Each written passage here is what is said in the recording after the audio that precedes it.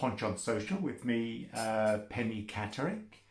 I'm recording this Thursday, the 18th of November, 2 days ahead of the 20th, which has got special significance for me for two reasons. The first, most importantly, is Saturday is Transgender Remembrance Day. That's November the 20th. And as the wee little pendant indicates up there, it's Newcastle United's first home game under its new ownership with the Saudi group who took over recently, who are known to have very, shall we say, strongly held views on things like equality and the LGBT plus community.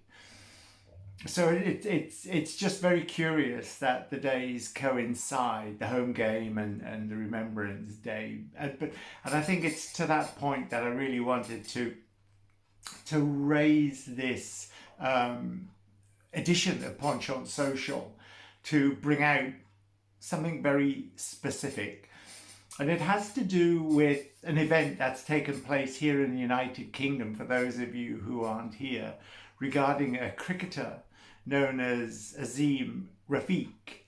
And Azeem is Pakistani in his native origin and has been living and growing up in the United Kingdom for some while in the county of Yorkshire, I should say. And he took up the game professionally in the early 2000s.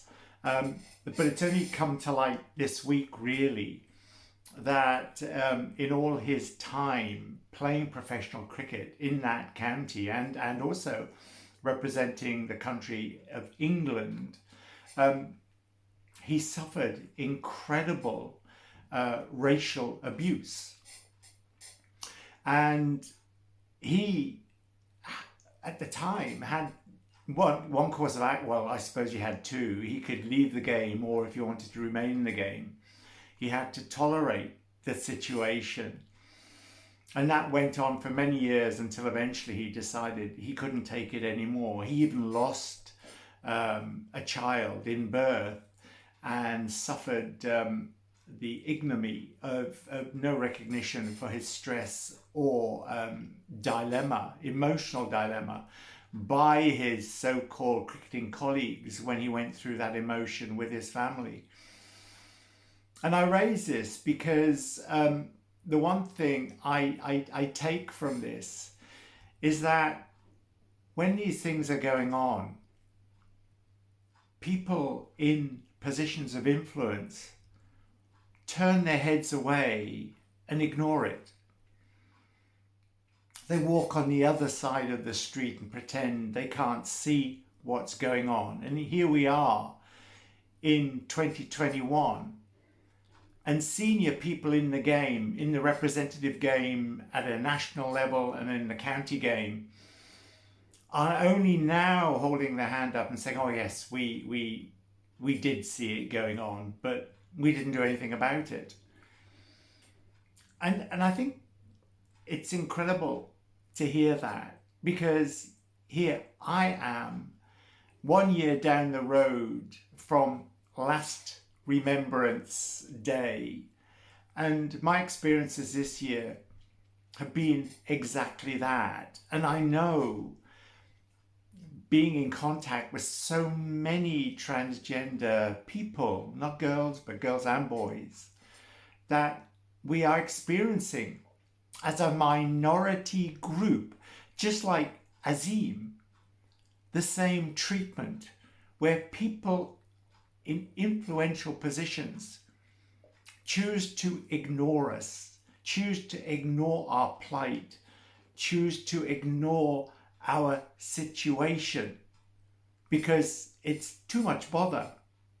And equally, to recognize it often goes against what the majority in similar positions choose to do. So for me, on this days leading up to the Remembrance Day, I think whilst it's lovely to have a Remembrance Day, it really is, we should just keep in mind that there's more to it than just a day. If you are in a position of responsibility, leading people from minority groups, working with them, whatever, it's more than just the day. When you step out of society, as we do, because it's not by choice in a lot of, in most, I would say, in most people, it's not a choice. It's an absolute necessity because they're realizing who they have always been. And they have no option but to step out and join a minority group. And when you do that, I can tell you, you lose privilege and you lose rights. And it's not meant to be dramatic, but it's a fact. And I was on a call yesterday with somebody in a gender clinic who empathized with me, and I said to them, you have no comprehension, none whatsoever, what it is like to be part of the herd society, then to step out, because you have to step out to realize yourself and to become part of a minority group. Just Azim didn't step out in his cricketing world, he was always part of it. But when he came and joined a cricket club, a professional cricket club, he stepped out of security of his wider community into the insecurity of his cricket club and was severely let down by those people who turned away when they heard the abuse that he was experiencing. So on this day, on Transgender Remembrance Day, I ask you to remember this, that it is more than just a day. It's 365 days a year. And for those people that you are remembering and you are recognizing, I say this to you, that remember that they have made a decision that does go against social norms. And I say that being extremely accepting of the warmth and the love that we get from society in general.